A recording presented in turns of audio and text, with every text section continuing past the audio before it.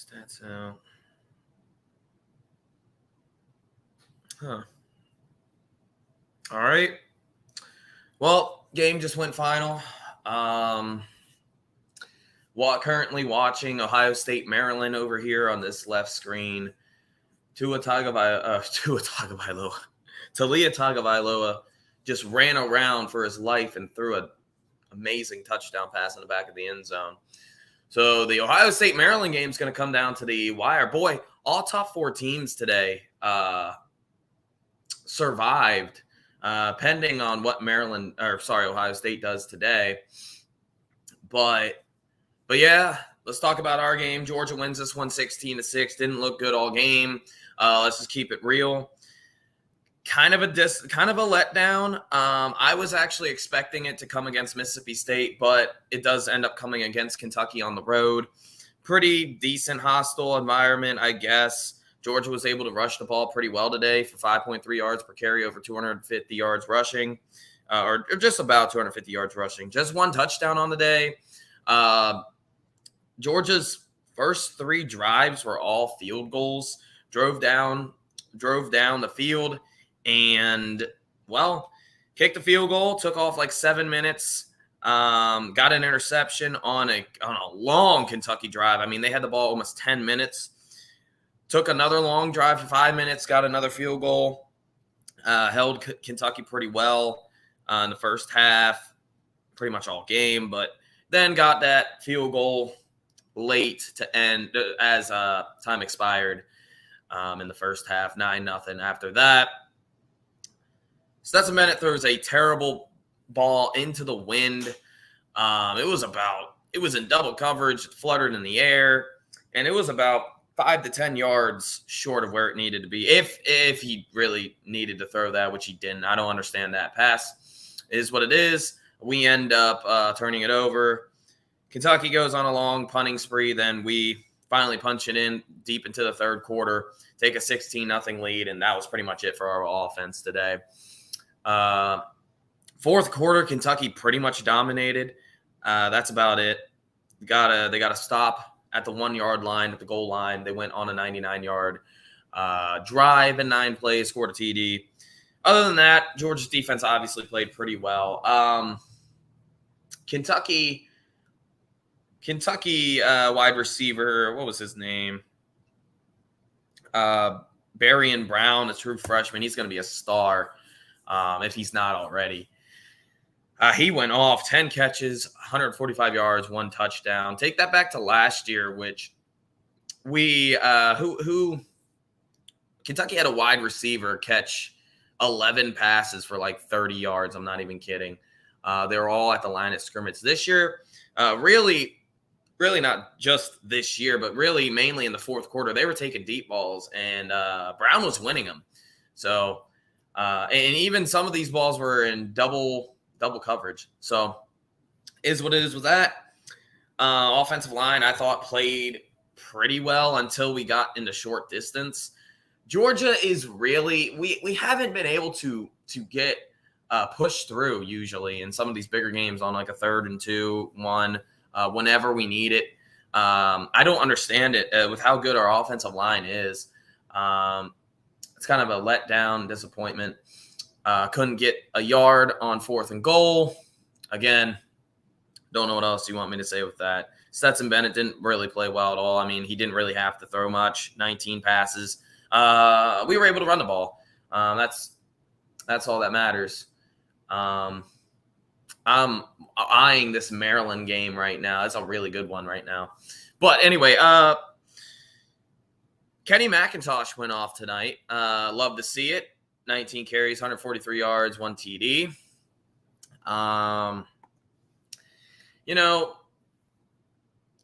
Edwards had 50 yards rushing, couldn't get that short distance rush play.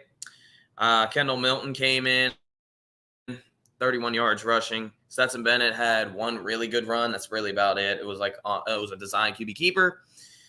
Just decision making with Stetson Bennett was kind of mind-boggling at times. Other than that, I thought, he didn't really have to do anything today. Offensively, disappointment. Defensively, I thought we played pretty good. You hold a team under 300 yards, especially not a good offensive team, to say the least, but a team that was expected to be somewhat good this year. And, Georgia does hold them to 89 yards rushing. That's pretty good against a pretty good Kentucky rush offense. Kentucky struggled last week running the football until about, the third quarter, but it didn't matter. I mean, they lost to Vanderbilt. Hard to say. Hard to really give you any type of pass for losing to Vanderbilt. Speaking of losing to Vanderbilt, Florida lost to Vanderbilt today, and they got completely dominated. Florida was honestly lucky to even be in that game. But anyway, Georgia dominated this game. Don't let the score indicate that. Just getting down into the red zone, kicking field goals. Kind of the same thing that we've been seeing for some of these games, like against Kent State, like against Missouri, like against who else? Missouri. Georgia goes down, kicks field goals in the red zone. You're not going to be able to do that against some of these better teams, like LSU. LSU. This is a team that we got to start worrying about. Is LSU? Their offense it's not really one-dimensional. They're a heavy rush team. And if you want to beat Georgia, you're going to have to spread the ball out through the air. Again, I think LSU's a really good team. I think it's going to be a good game. I don't think LSU's going to be able to run the ball because no one really has been able to run the ball in Georgia since when? Since LSU back in 2018? Even in 2019 LSU. But LSU that year, they were able to do anything they wanted. But anyway, but Georgia really, I think they haven't given up over 200 yards rushing since 2018, which was against LSU. LSU has owned us these past couple of seasons. Like I said, 2018, 2019, 2011. We did beat them in 2013. Anyway, but it doesn't really matter too much there. But the point is, LSU is going to have to beat us through the air. And I think Jaden Daniels would be probably one of the best quarterbacks that we would play at that point in time. They ruled that incomplete. So Maryland gets a stop. If you're not watching any college football, turn on ABC because Maryland just got the ball back somehow. I cannot believe they called that incomplete. Apparently the ball bounced. I'm sorry. Let's see. Yeah, it's incomplete. That's a good call.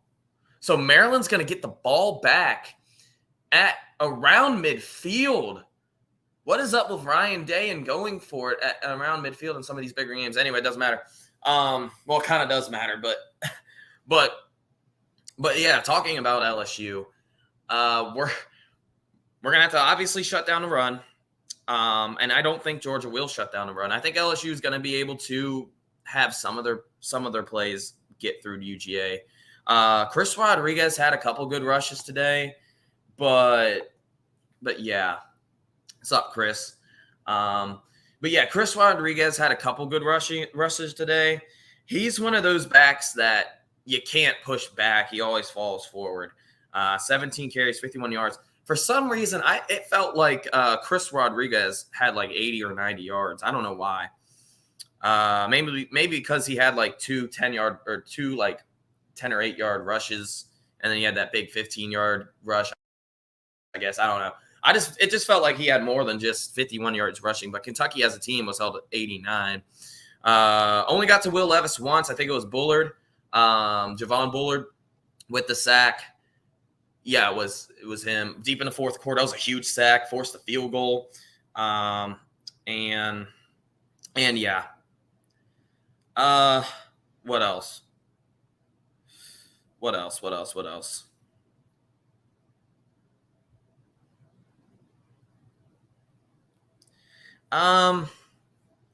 McLean had a couple carries. Like Kentucky's rush game was completely shut down. It's kind of what a lot of us were thinking. I get it. Kentucky's a pretty good rush team, but even watching the Vanderbilt game last week, it kind of was obvious what was going to happen. Today with the rush game, Will Levis To be honest with you, he played better than last year. He didn't play perfect. Kentucky had a lot of opportunities, in my opinion, in this game. But Georgia had a lot of opportunities to win this game before we got into the fourth quarter. So that is what that is. Again, getting down in the red zone, kicking field goals, that's the difference in the score of this game. I mean, point blank. You go down in the red zone, you're expected to score a touchdown, especially against a good team like Kentucky who has a good defense.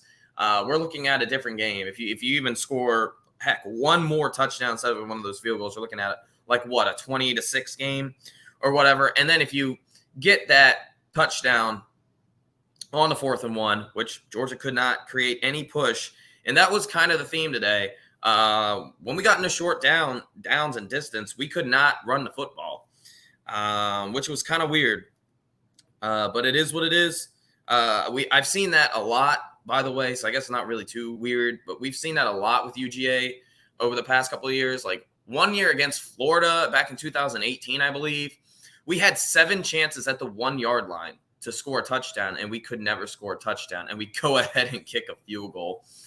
But I can't put too much blame on Todd Monken on that, I guess. I thought he called a pretty good game. Let's be real here. When you're playing a team like Kentucky that just likes slow, methodical, keep you off the field type offense, not worry too much about scoring. Let's be real here. That's who Kentucky is. Yeah, if you can ground and pound, keep it up. And I was pretty okay with that. I hope no one's blaming the weather for this. I saw this with a lot of Ohio State fans. Yes, the weather wasn't great, but like, come on. But missing opportunities in the red zone could kill you against a team like LSU. Let's just be real here. LSU has a pretty good defense too. Kentucky, where do you think they rank? Top 25, top 20-ish? LSU's probably a little bit better than Kentucky defensively, at least in my opinion. Maybe not statistically, but especially for the past couple of weeks since since the Tennessee game.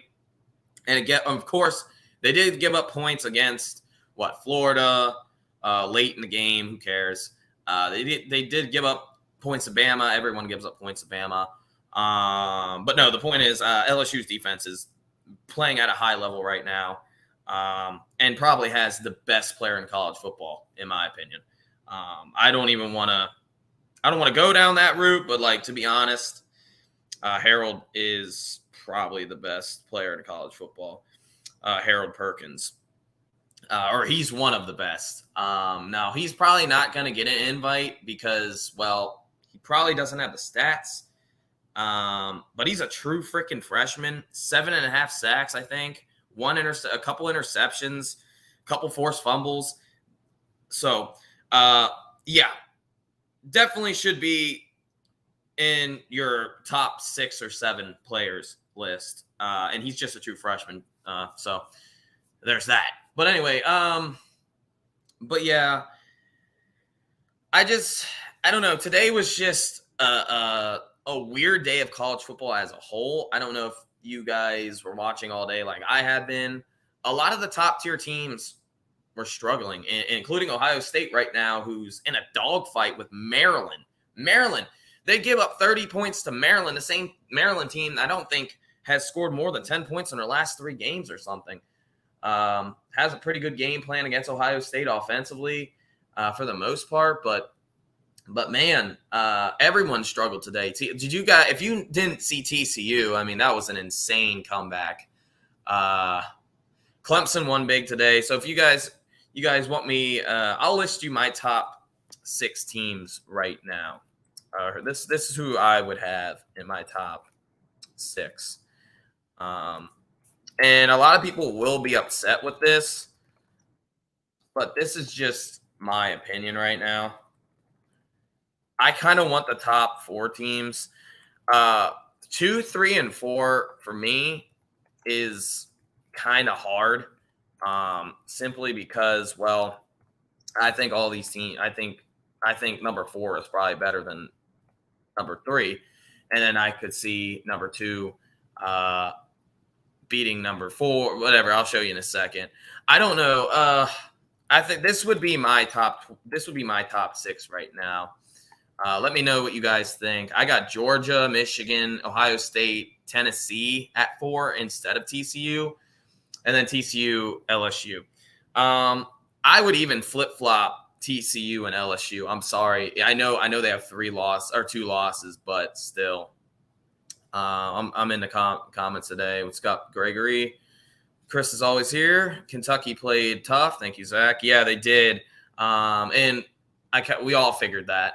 They're a physical team. They tried to control the game as best as they could. Georgia's just I think Georgia's top 5 in the nation in time of possession, similar to Kentucky. I think Kentucky was top 10 or something like that. But they're both trying to control the game with their pace of speed. So, yeah. No, this is not pre-recorded, by the way. Anyways, yeah, this would be my top 6 right now. What happened? Did Maryland get a turn? Did Maryland have a penalty or something? I guess they did. I really hope Maryland somehow pulls off the miracle. I mean, that would just be insane. Talk about chaos, what could have been today. I mean, all 4 of the top 4 teams. Oh, that's a big hole. All 4 of the top 4 teams could have lost today, if we're being real. Yeah, that's my top 6. Well, Kentucky had more offense, they'd beat Georgia. Well, if Kentucky was able to run the ball, they probably would have beaten us. Kentucky runs their offense through power rushing the football. Chris Rodriguez, again, he only had 51 yards. He only had 51 yards rushing today. So, hey. But hey, a couple yards there. But yeah, Chris Rodriguez only had 51 yards rushing today. He's like 65% of this offense for Kentucky, if we're being honest here, maybe even 70. They live and breathe through Chris Rodriguez. He wasn't able to do anything today. Which again, I felt like he had a lot more rushing yards, but he only had 51. I doubt Michigan drops or Ohio State drops because TCU barely won 2. And Tennessee has a loss. Everyone behind them has a loss. So doubt that that's happening. But hey, next week's going to be a huge showdown. I don't even think that's an elimination game. That's probably what I think is going to happen is Michigan is still going to beat Ohio State. That's my take for next week. I just think Michigan's a better team. This is the first time this entire season anybody, including me, had any doubts with Michigan potentially losing a game. Illinois played a very good game. They were able to rush the football. And if Kentucky was able to do some things like Illinois, Kentucky would have won this game. Similar to Kentucky's defense. If Illinois was able to get one more stop, they would have won this game. They would have won that game too. But their offense, Illinois and Kentucky are very similar. If Kentucky and Illinois played, that would probably be one of the most boring, one of the least watched games in bowl game history. To be honest with you, it would probably be like a 12-9 game. It would be so ugly. But both teams are very similar. The difference is Georgia went on the road and Michigan played them at home. Illinois was playing for their divisional title. So I guess you could say they have a little bit more to play for than. Okay. Why is Kirk Herbstreit and Chris Fowler at Tennessee, South Carolina? When Oregon and Utah play literally after this game, I'm not getting into that. The commentators, where ESPN, Fox have put their head commentators this year has just been head scratching. Like there have been much better games. I guess it's because the primetime game on Fox is USC, UCLA, but good grief. And with this big noon stuff with Fox, I have not understood Fox this entire year. I know that's off a tangent. My bad. Anyway, back to our game. or whatever I was talking about. I think it was our game. Oh yeah, Georgia gets to 8-0. First team since Alabama to go back-to-back 8-0 in SEC play since 2008, 2009 for Alabama. That's actually crazy because I would have thought Bama would have gotten that multiple times because of how good Bama has been. But Georgia, right up to that level. And I think they said Florida was able to do it in 1996, 1995, 1996, something like that. I know they won a national title one of those years. I think it was 95. So, yeah, shout out to them. But yeah, Georgia gets 11-0, 8-0 on the season, wins by 10. Still waiting on this Ohio State-Maryland game to go final. Ohio State has the ball. They're on top by just 3 points. And I think it's 1st and 10. No, it's 2nd and 7. Maryland used the timeout. 3:18 left. So there's still some time left in this game to decide. Oh, that's a good stop. It's going to be 3rd down and about 6 for Ohio State. You know what Ryan Day likes to do? He's aggressive. He likes to throw. He's going to probably throw the football here on 3rd and 6. He's very aggressive. He went for it on 4th down and 1 at midfield. Again, he has, a lot of balls to do that. To say the least here, if you're playing a close game, you never really give your opponent short field, especially in how crazy this game has been. But he did it, and his defense rose to the occasion. So shout out to that. But thank you, Gregory, for the support and the subscription. What was I going to say over here? Make sure you like and subscribe if you guys haven't already done that yet. Share if you're new. Hey, sign up for the Patreon. Mark Rogers Patreon page. They do a lot more than you think just here on YouTube. He has a guest come on once a week to give you guys the lock of the week. And I'm pretty sure his guest is doing pretty well so far. Something like 8-4, 7-5, something like that. That's pretty good when you in terms of betting. But what else? Yeah. And if you haven't ever called in to Mark Rogers' show, do so. It's a lot of fun talking to Mark Rogers as well. Mark Rogers is one of the most knowledgeable analysts here on YouTube. Probably is the most knowledgeable analyst on YouTube, I would say. But yeah, thank you guys. But anyway, I'm watching the Ohio State game. It's a big matchup for college football, even for us. Like I said, talk about the LSU game. Got to see what LSU does tonight, and then they got a tough game at Texas A&M. Texas A&M won today, looked terrible. What a surprise. Actually, they ended their losing streak, but we'll see how LSU – LSU should take care of business. They did struggle against Arkansas. But the keys for Georgia versus LSU comes down to LSU's rush game. We'll talk about that first. Top 5 in the nation in rushing. Jaden Daniels is top 2. He actually might lead all quarterbacks in the nation in rushing yards, and that's including triple option QBs. So there is that. But Jaden Daniels has played pretty well, I thought, for most of this season. Did not play well last week. Let's keep it as real as it gets. But I'm talking about most of these big games, like against Ole Miss, giving them their first loss. He threw for 250, had 2 touchdowns, rushed for over 100 yards. Jeez. Even against Florida. And incomplete. Are going to call him caught. So first down, Ohio State. But even against Florida, that was a road game too. Threw for 350, rushed for 40 yards. Yeah, he's putting up big-time numbers. Could be an outside shot at the Heisman.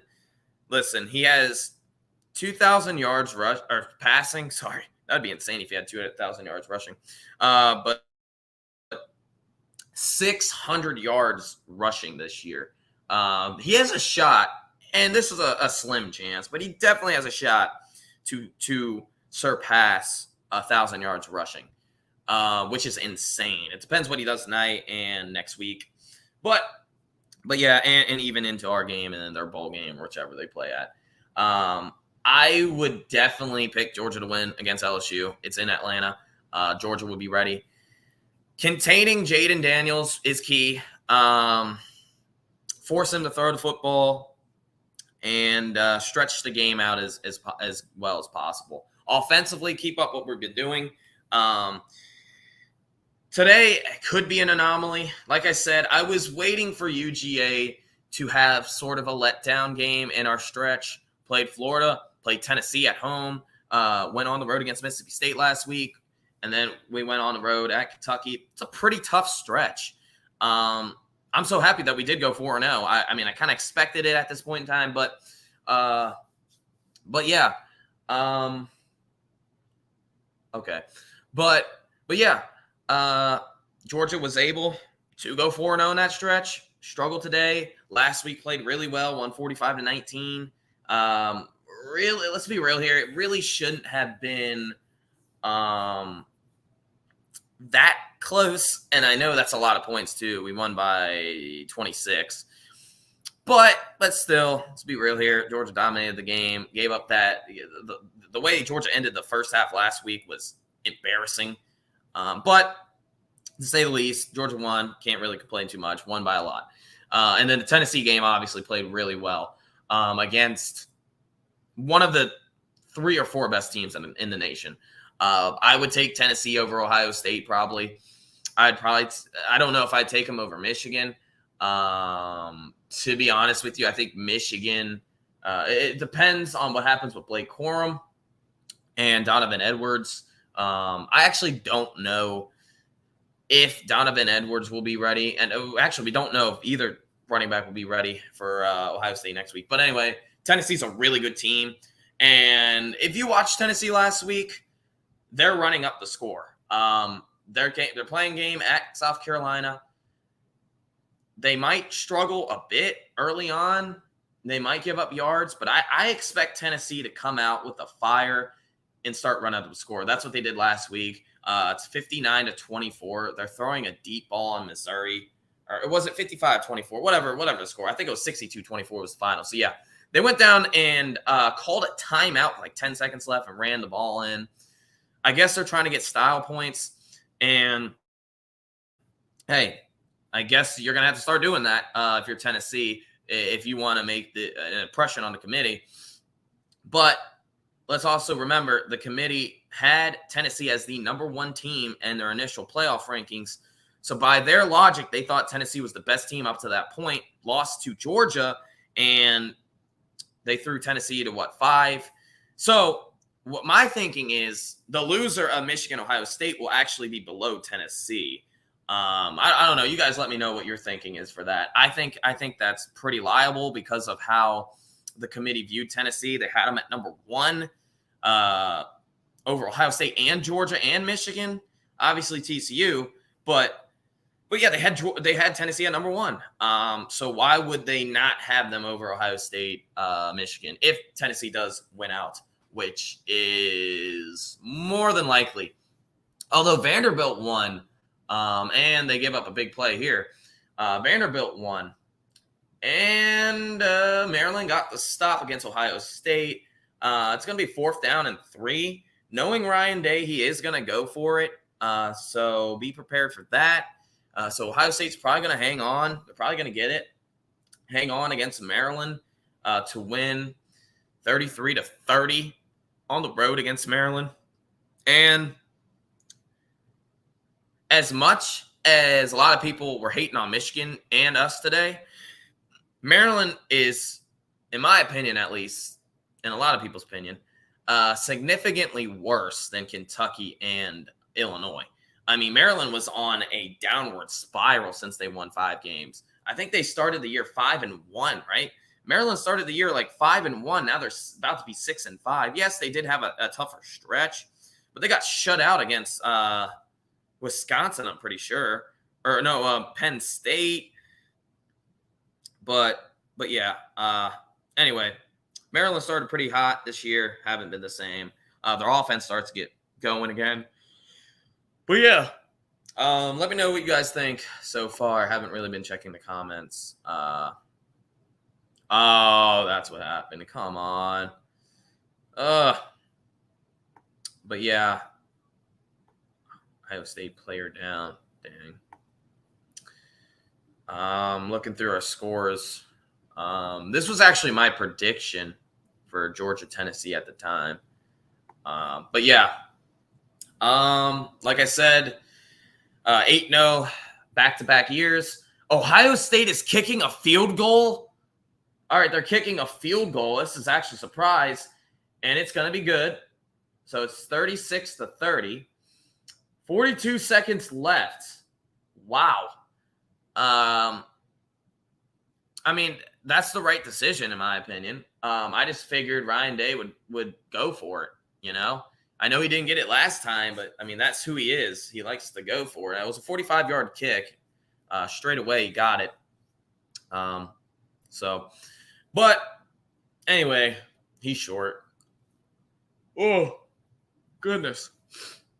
Yeah, that type of game could put you to sleep. Georgia didn't play well today, sadly. I kind of expected it. I'm not going to lie. I predicted this game to be like 27-7.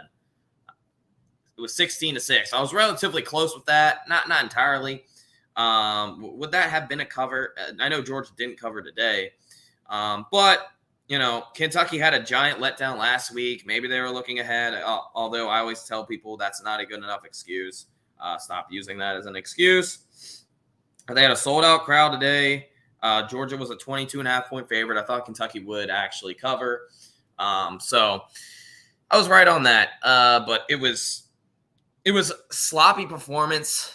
I'd say more so of just Kentucky trying to just dominate the play clock and the game clock, which is what they do every year against us. And if you've been watching the past couple of matchups, last year was what, 30-13. Year before that, what was it? 24-0 or something. One year it was 21-0, like 2019, 2018 was like 33-17 or something like that. So, like, you know, they're usually lower scoring games. I know we did score 33 one year, but anyways, yeah, past couple times, I mean, this is what Kentucky does. They want to keep you off the field. And they did a pretty good job at that for the first half. But Georgia, you know, really churned the clock as well. And that's what Georgia does pretty well with. But time of possession was dead even. They both had the ball for 30 minutes. So it looks like Ohio State's going to survive. It's a big win for Ohio State. Just to get out of any game is good, especially up to this point in your own conference play on the road. Ohio State only played four whatchamacall. And no. Oh my gosh. No. Ohio State got a touchdown. Dang it. I hate it. I hate when that happens. And Talia is hurt. Great. Ohio State always finds a way to win these games by 2 possessions. They're gonna have. I'm telling you. Ohio State's gonna have to play their best game of the season if they want to beat Michigan. Michigan's a better team than Ohio State. They just are. They are a better team if Blake Corum is playing. I really hope he is. And imagine if him and Donovan Edwards are able to play. That would just be huge for Michigan. If they both aren't playing, then we're probably going to look at Ohio State win. I'm not going to lie. But it's going to be a relatively good game regardless. Michigan's defense is really, really, really good. Their offense is pretty good as well. They're number 1 in the nation in scoring margin, although I think that's going to change after today because Ohio State's about to win by 13 or 14 or maybe even 12. There's no shot they're going for 2, so they're probably going to win this one by 13.